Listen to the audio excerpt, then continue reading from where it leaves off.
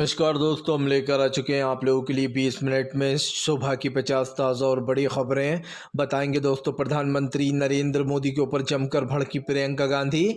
कहा प्रधानमंत्री में ज़रा सी भी शर्म है तो बोले वो अपने जिस कैंडिडेट का कर रहे थे प्रचार, रेवन्ना का। आखिरकार क्यों दोस्तों अखिलेश यादव ने बीजेपी को दे दी चुनौती। अखिलेश बोले बीजेपी की विदाई तय है, जोरों शोरों से ढोल नगाड़े के साथ करेंगे। क्यों आखिरकार दोस्तों जो है यहाँ पर बीजेपी का कैंडिडेट जिसका प्रधानमंत्री कर रहे थे प्रचार, उसके खिलाफ जमकर हमला बोल दिया है कांग्रेस ने कहा कि प्रधानमंत्री विपक्ष के बारे में पूरा पता कर लेते हैं, लेकिन प्रज्वल रेवन्ना जिसने 1000 से भी ज़्यादा 2000 महिलाओं के साथ यौन शोषण किया उसके बारे में कुछ नहीं पता है। और क्यों आखिरकार मल्लिकार्जुन खड़गे ने प्रधानमंत्री को दी संविधान की चेतावनी। तमाम मुद्दों पर होगी बात, लेकिन उससे पहले अगर आपने अब तक हमारे चैनल को सब्सक्राइब नहीं किया है जल्दी से कर लीजिए। पास में एक घंटे आएगी, इसको भी दबाइए ताकि हर वीडियो की अपडेट आप तक पहुंच पाए। दरअसल दोस्तों आपको बताते चले बीजेपी के ऊपर जमकर गरजते हुए नजर आए राहुल गांधी ने प्रधानमंत्री पर साधा निशाना। राहुल गांधी ने प्रधानमंत्री के ऊपर हमला बोलते हुए कहा कि प्रधानमंत्री को पूरी दुनिया की खबर है, लेकिन प्रधानमंत्री जिसका प्रचार कर रहे थे, जिसने 2000 से भी ज़्यादा दोस्तों महिलाओं के साथ यौन शोषण किया, अपनी आप समझिए जो उसकी काम करती थी बेचारी, काम करने वाली महिला के साथ बार बार ज़बरदस्ती पीछे से जाकर पकड़ लेना, और मैं बता भी नहीं सकता क्या क्या उसने किया है। उनकी बेटी से बंद कमरा करके मसाज करवाना, इस तरीके की प्राइवेट पार्ट्स में ऐसे वीडियो वायरल हुए हैं। इसी को लेकर राहुल ने जमकर भड़ास निकाली। राहुल गांधी ने कहा कि कर्नाटक की जनता कभी माफ़ नहीं करेगी बीजेपी को, और बीजेपी को उन्होंने खाली लोटा भी दिखा दिया। अब आप समझिए बीजेपी ये कह रही है कि जो है यहाँ पर दिखाई दे रहा है दोस्तों कि पूरी सारी जानकारी प्रधानमंत्री विपक्ष की निकाल लेते हैं कि राहुल गांधी विदेश जा रहा है, प्रियंका गांधी विदेश जा रही हैं, ये वहाँ जा रहा है, वो वहाँ जा रहा है। लेकिन एक राक्षस दोस्तों, अगर इसको राक्षस कहा जाए तो गलत नहीं होगा दोस्तों, एक ऐसा राक्षस जिसने 2000 महिलाओं के साथ न सिर्फ दुष्कर्म किया बल्कि दोस्तों उनको ब्लैकमेल तक किया, बेचारी ज़रूरतमंद लेडीज़ों को।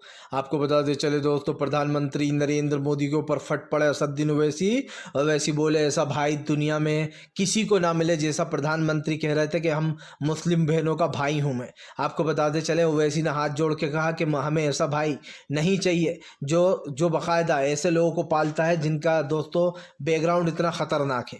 दरअसल आपको बताते चले दोस्तों प्रज्वल रेवन्ना जिसके खिलाफ जो है यहाँ पर 2000 वीडियो निकले हैं और 1000 सोशल मीडिया पर वायरल है। उसने काम वाली से लेकर तो 70 साल की आप समझिए बुजुर्ग महिला तक को नहीं छोड़ा।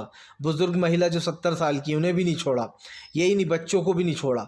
तमाम ये आरोप के वीडियो जब वायरल हुए दोस्तों तो पूरी बीजेपी सन्न है। अब उल्टा गृह मंत्री अमित शाह कहना है कि अगर वो इतना बड़ा आरोपी है तो अब तक कांग्रेस ने उस पर कार्रवाई क्यों नहीं की। आप समझिए दोस्तों, कांग्रेस ने तो कार्रवाई की है। जब आपका अपना गोद में बिठाया हुआ इंसान विदेश भाग गया जर्मनी, तो उसको आप समझिए कहाँ से पकड़ें। सिंपल सी बात ये है दोस्तों कि प्रधानमंत्री ने अभी 2-3 दिन पहले ही कहा था कि प्रियंका गांधी घूमने गई हैं, लेकिन दोस्तों प्रियंका गांधी घूमने गई थी उसकी खबर थी प्रधानमंत्री को विदेश की। ये खबर नहीं है दोस्तों भाजपा वालों को कि वो एक रेपिस्ट का, एक ऐसे दरिंदे का जो यहाँ पर सपोर्ट कर रहे थे जो महिलाओं के साथ यौन शोषण कर रहा था। यही नहीं, यहाँ पर ये भी आरोप लगाए गए हैं ओवैसी की तरफ से। ओवैसी ने कहा कि कुछ दिन पहले प्रधानमंत्री लोगों में ज्ञान बांट रहे थे कि जो है ज़्यादा बच्चों वालों को आपकी संपत्ति बांट दी जाएगी, आपका मंगलसूत्र छीन लिया जाएगा। लेकिन जब दोस्तों प्रज्वल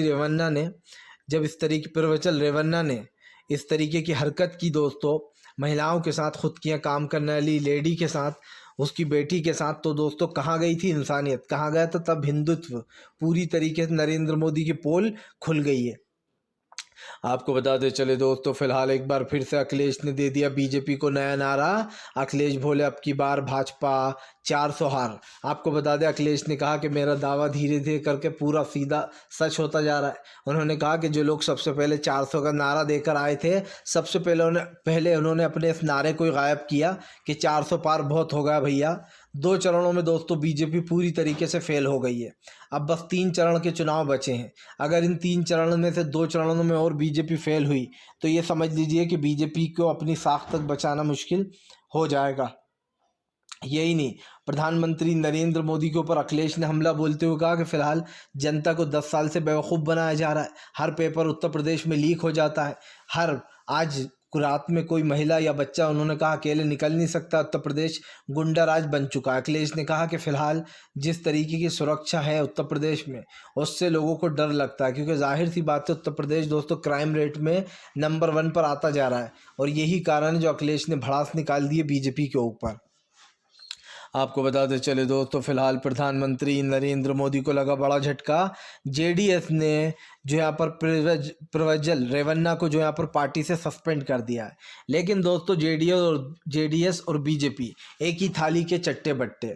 जेडीएस को कांग्रेस ने जगह नहीं दी थी क्योंकि अकेले अपने दम पर कर्नाटक में कांग्रेस ने सरकार बना ली, तो जेडीएस बीजेपी के साथ मिल गई, मिलकर चुनाव लड़ रहा ये लोग।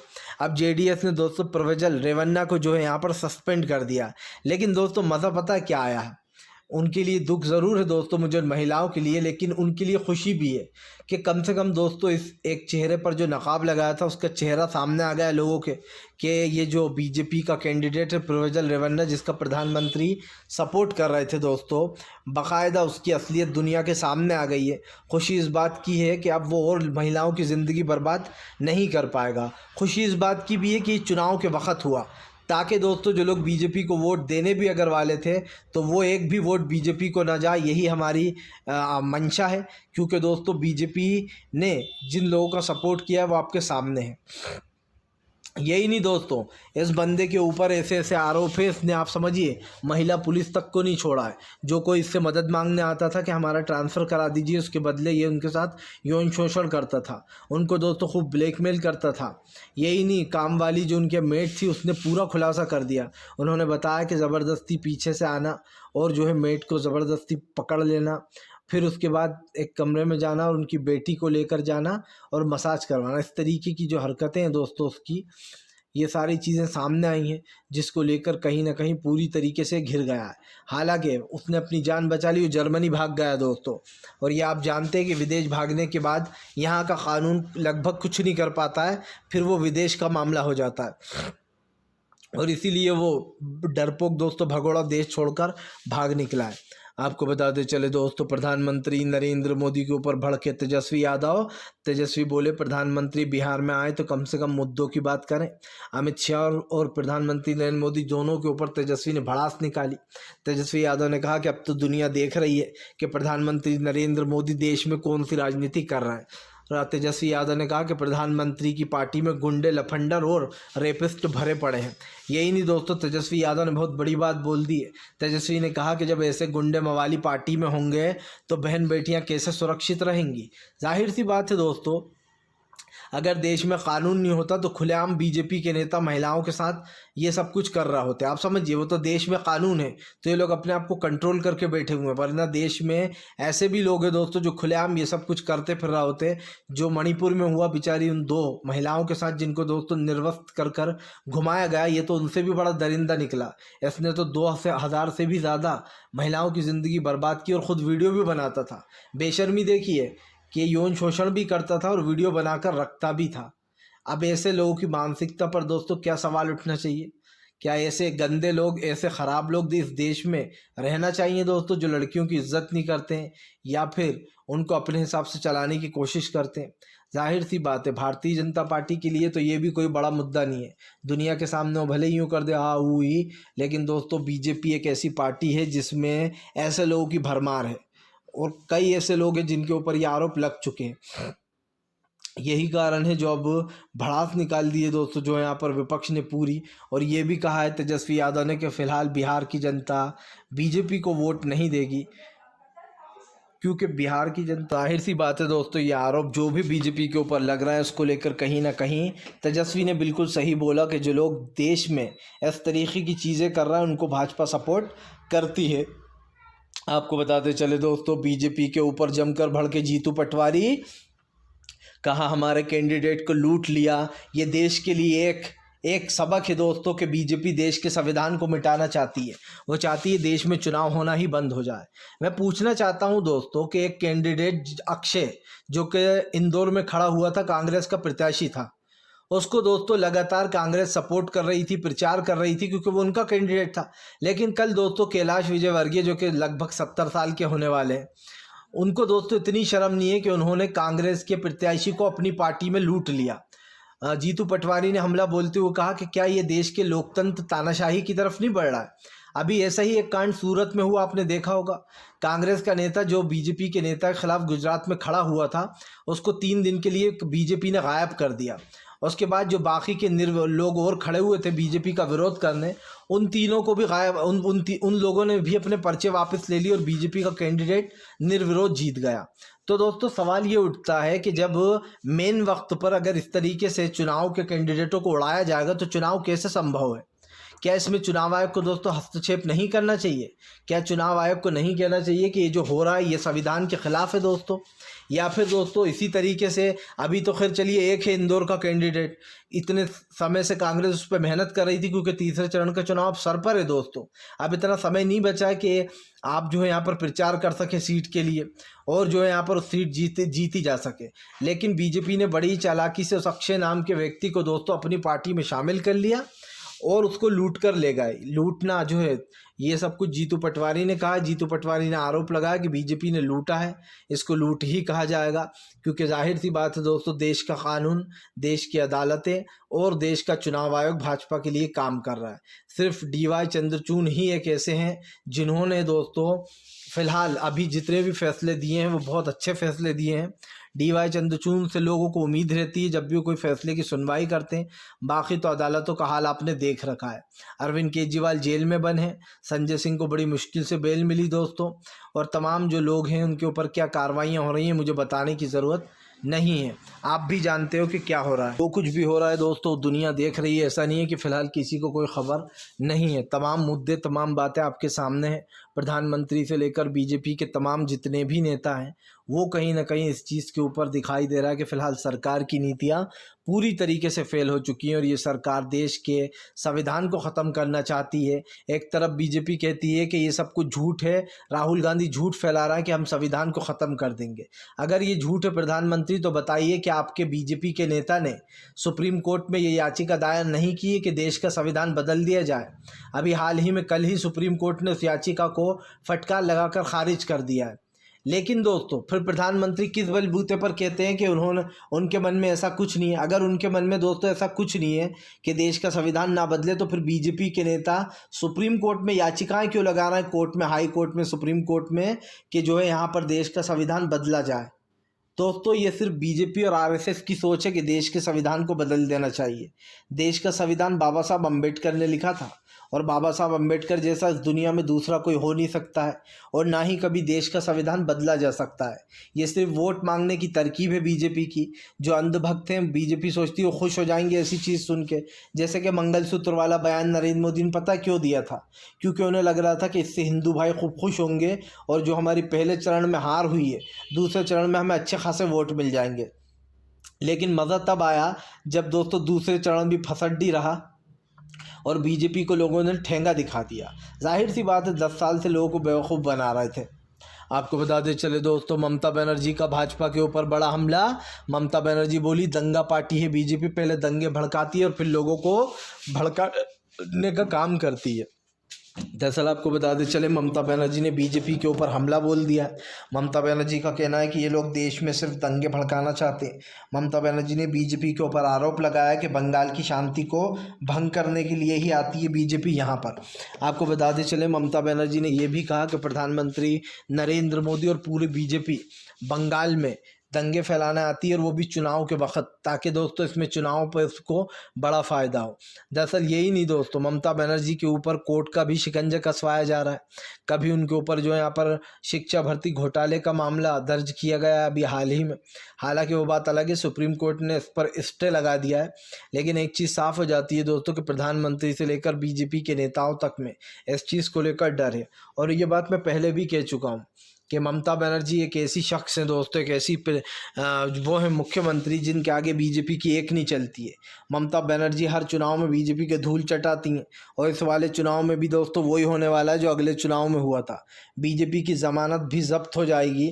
एक और झटका बीजेपी को ममता बनर्जी ने ये दिया कि उन्होंने साफ ऐलान कर दिया वो कांग्रेस से भले ही उनकी बंगाल में बात ना बन पाई हो, लेकिन वो दूसरे राज्यों में कांग्रेस को सपोर्ट करेंगी। जैसे कि दोस्तों गोवा हुआ या फिर अदर राज्य हुए, उन जगहों पर जो है यहाँ पर पूरा सपोर्ट किया जाएगा। तो ममता बनर्जी ने खुला समर्थन दिया है। ये बात बहुत अच्छी है कि विपक्ष एकजुट हुआ है दोस्तों। इस चुनाव में लोकतंत्र अब बच जाएगा। अब मुझे पूरी उम्मीद है दोस्तों कि विपक्ष से ज़्यादा वोट नरेंद्र मोदी कभी नहीं ला सकते, क्योंकि दोस्तों ये विपक्ष है, विपक्ष पूरा एकजुट। आप समझिए, कांग्रेस, अरविंद केजरीवाल, तेजस्वी यादव, अखिलेश यादव, ये सारे बड़े नाम हैं दोस्तों। और बीजेपी के एनडीए में अगर आप देखेंगे तो एक भी बड़ा नाम नहीं दिखाई देगा, सिर्फ नीतीश कुमार को छोड़ के। सिर्फ एक नीतीश कुमार ही हैं जो बीजेपी के सपोर्ट में है। बाकी जितने भी विपक्ष के नेता हैं दोस्तों, वो सब के सब कांग्रेस के सपोर्ट में है, इंडिया गठबंधन के सपोर्ट में है। और ये सपोर्ट ही बीजेपी को चुनाव हराने जा रहा है। इसीलिए मैं कहता हूँ दोस्तों कि देश में चुनाव हो तो वोट ज़रूर डालिए, उस पार्टी को डालिए जो देश के लोकतंत्र को बचाना चाहती है। इस वक्त देश का लोकतंत्र ख़तरे में है। और ये बात बार बार क्यों दोहराई जाती है? इसलिए नहीं कि हम लोग को मज़ा आ रहा है दोस्तों, या फिर कांग्रेस को मज़ा आ रहा है, या फिर विपक्ष को मज़ा आ रहा है। ये हम आप लोग को इसलिए याद दिलाते हैं दोस्तों, ताकि आप वोट देने जाएं तो किसी की बातों में ना आए। किसी ने 200-500 रुपये दे दिए तो बीजेपी को वोट मत दे देना, क्योंकि दोस्तों ये 200-500 रुपये के आपसे 5 लाख रुपये वसूलेंगे। जाहिर सी बात है, इतनी महंगाई कर देते हैं कि आपके 500 की जगह 5 लाख उड़ जाते हैं। धीरे धीरे करके ही सही, एक साथ नहीं, लेकिन आपको लूटा जाता है। और अभी जीएसटी वीएसटी क्या क्या लगाया गया सब जानते हैं। आपको बताते चले दोस्तों, फिलहाल अरविंद केजरीवाल के सपोर्ट पर भड़के संजय सिंह बोले केजरीवाल को मारने की साजिश चल रही है। जिस दिन से केजरीवाल ने कांग्रेस के साथ यानी कि इंडिया गठबंधन के साथ अलायंस किया है, उसी दिन से अरविंद केजरीवाल के पीछे पड़ी है पूरी भाजपा। आपको बता दें दोस्तों, ये बात सच है कि अरविंद केजरीवाल जब से इंडिया गठबंधन का हिस्सा बने तब से पूरी बीजेपी उनके पीछे पड़ी हुई है। लेकिन ये बात पूरी सच नहीं है, क्योंकि बीजेपी तो दोस्तों केजरीवाल के पीछे पहले से ही पड़ी हुई है। लेकिन हाँ, ये बात सच है कि इंडिया गठबंधन का हिस्सा बनने के बाद दोस्तों उनका कहीं ना कहीं पूरा सपोर्ट सिस्टम ले लिया गया। और ये तो सभी देख रहे हैं दोस्तों कि अरविंद केजरीवाल हो, अखिलेश यादव हो, राहुल गांधी हो, या तमाम दूसरे विपक्ष के नेता हो, उन सब के ऊपर ही कुछ ना कुछ कार्रवाइयाँ कराने की कोशिश की जा रही है। प्रधानमंत्री को सीधा सीधा लपेटे में ले लिया गया और ये बात साफ कर दी गई है कि देश की तमाम संपत्तियों को बीजेपी दोस्तों ख़त्म करने का काम कर रही है। आज हमने देखा कि अडानी और अंबानी की जो संपत्तियां वो 10-10 गुना बढ़ गई हैं। आपको बताते चले दोस्तों, प्रियंका गांधी का प्रधानमंत्री नरेंद्र मोदी के ऊपर हमला। कहा प्रधानमंत्री को सबकी खबर है।